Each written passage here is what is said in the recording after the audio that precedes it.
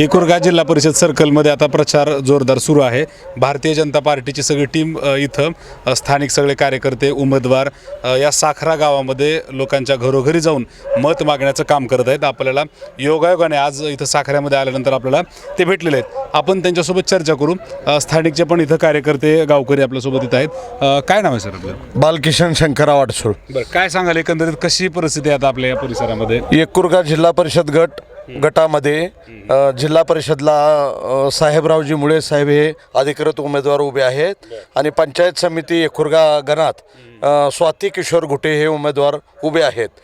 गेल्या 8 दिवसाने या मतदारसंघातल्या गावागावात आम्ही फिरून पाहत आहोत तर रस्त्याचा प्रश्न मोठ्या प्रमाणावर या ठिकाणी भेडसावतो आहे। तर या रस्त्याचा प्रश्न असेल, घरकुलाचा प्रश्न असेल, गावांतर्गत सगळेच प्रश्न असतील ते सोडण्यासाठी भारतीय जनता पार्टीचे धडाडीचे उमेदवार साहेबरावजी मुळे साहेब आणि स्वाती किशोर घुटे या ठिकाणी घरोघरी फिरून जनतेचा आशीर्वाद मागत आहेत आणि आम्हाला पूर्ण आशीर्वाद मिळत आहे। यावेळेस बदल होईल वाटते का? 100% या ठिकाणी तिन्ही उमेदवार आमचे कमळाच्या गटातून निवडून येणार। ठीक आहे, तर या ठिकाणी यावेळेस बदल होईल असं त्यांचं म्हणणं आहे। आपल्यासोबत जिल्हा परिषदचे अधिकृत उमेदवार साहेबरावजी मुळे सर आपल्यासोबत या ठिकाणी आहेत। सर, एक सिंपल साधाच प्रश्न आहे की काय नेमकं लोकांना बोलून चर्चा करून आपण मत मागत आहात? लोकांना विकास पाहिजे आणि 2017 पासून विकास हा जो उमेदवार निवडून गेलेला होता तो 2017 पासून आजपर्यंत आमच्या जिल्हा परिषद मतदारसंघ सोडा जिल्हा परिषद मतदारसंघ यामध्ये फिरकलाच नाही। त्यामुळे अनेक जनतेच्या अडचणी, शेतकऱ्याच्या अडचणी, युवाच्या अडचणी आणि रस्ते असतील, पाणी असेल, नाले असेल, घरकुल असतील, विहिरी असतील, याची कोणतीही जबाबदारी त्यांनी घेतलेली नाही। आणि ती जबाबदारी मी एक सर्वसाधारण माणूस म्हणून, एक सर्वसाधारण जनतेचा कार्यकर्ता म्हणून, जनतेचा सेवक म्हणून मी ती जबाबदारी स्वीकारून जिल्हा परिषद निवडणूक ही लढवत आहे। ठीक आहे, मग आता आपण साखरा गावामध्ये आहात, बऱ्याच वेळापासून तुम्ही इथं फिरताय।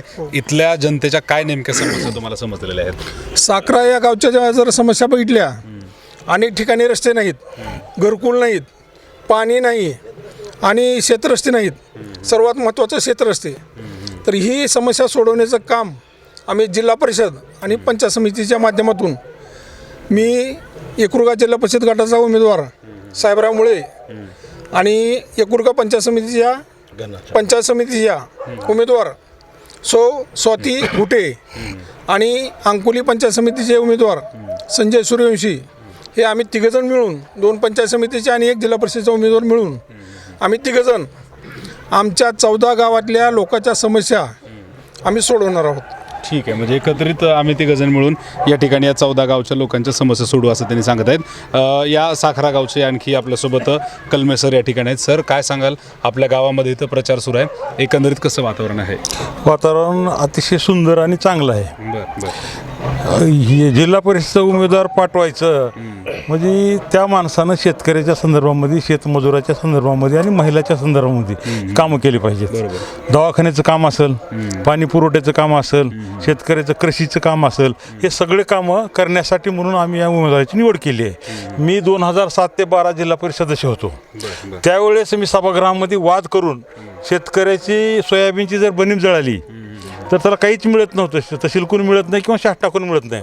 तर त्या ठिकाणी 10,000 रुपये पहिला हप्ता म्हणून आम्ही सभागृहामध्ये ठराव घेतला आणि शेतकऱ्याला 10,000 रुपये दिले। शेतकऱ्याचं जर जनावर मिळलं तर त्याला कोणी वाली नव्हता किंवा शेतमजुराचं जनावर मरू द्या, त्याला आम्ही 10,000 रुपयाची व्यवस्था केली।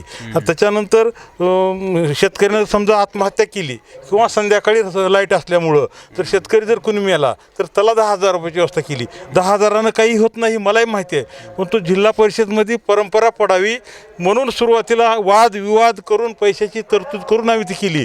परंतु योग इतका ही आहे की त्याच्यानंतर आमचं भारतीय जनता पार्टीचं अध्यक्ष झाले नाहीत आणि नंतर ती योजना बारगळली।